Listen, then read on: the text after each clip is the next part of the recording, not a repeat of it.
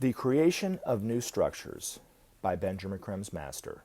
A Master Speaks, Volume 1, page 23. Poised as man is on the threshold of the new age, it is essential to give some thought to the forms into which the present, inadequate structures should grow.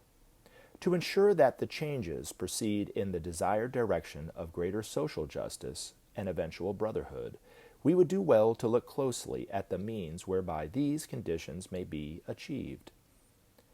It is obvious that the present structures no longer serve man's needs for peace and cooperation on a national or international level. The opposite holds true. Were men to continue in the present mode, annihilation would be inevitable. Fortunately, there are those who see this and work for change. Structures are required, which at the same time give the greatest freedom and tolerance to individual needs, yet deny to the individual the right to exploit his brothers. While preserving the enterprising spirit of the talented individual, they must also ensure the rights of the community as a whole. Structures must be sought which take advantage of man's natural desire to participate in all that affects his life. This will make for a greater social cohesion and a sense of shared responsibility.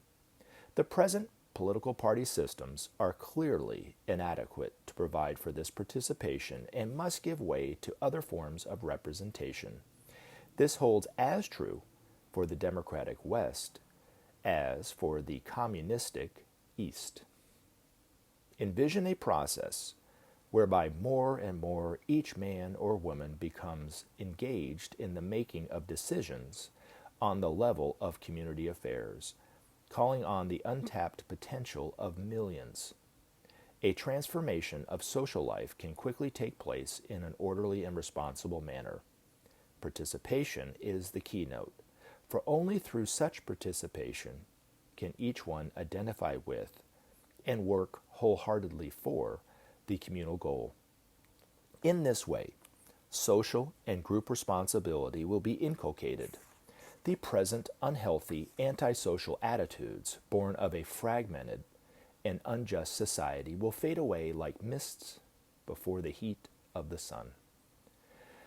That some such processes already exist in certain countries is true, but as yet is confined mainly to rural communities whose social structures are still relatively homogeneous. The task ahead will be to create conditions on a worldwide scale whereby all men will have a voice in creating the future society. Only thus will the present divisions be resolved. This is not as difficult as it might seem, for the key rests in man's hands. The key, as always, is the principle of sharing. Once implemented, this principle will remove the obstructions which prevent cooperation between different social and national groups, and will thus prepare the way for more harmonious forms through which humanity can express itself. Leisure, available for the first time to millions, will provide the opportunity hitherto denied them for a close involvement in community and national life and organization. When men have the leisure to participate, they will find within themselves the answers to the problems which now beset them. The problems of sectarian hatred and division, of injustice and poverty, crime and war.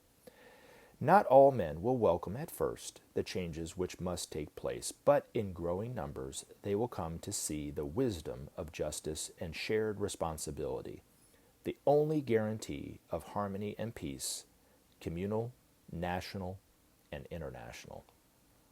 Many now are active in their communities seeking to impress their vision on society, and much of worth is taking place. But humanity awaits the key which will unlock the door of the future and assure them of new and fuller life, the divine principle of sharing.